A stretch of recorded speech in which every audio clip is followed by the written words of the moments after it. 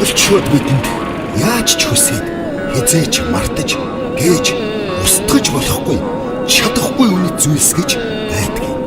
Тэр бол хүмүүр өөрсдөө хүсвэл бий болгодог хэв маяг, харь соёл, үзэл суртал, үзэмж чанар биш ээ.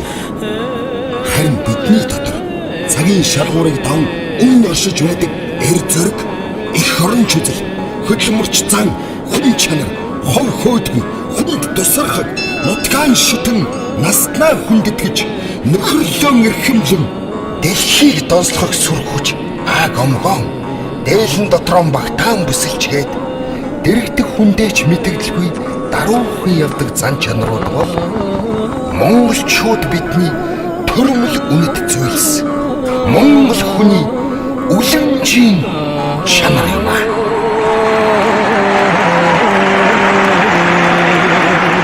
Үлэмжийн чанар үндэсний дугаар 1 шараарыг оригоо төгс шинчлэх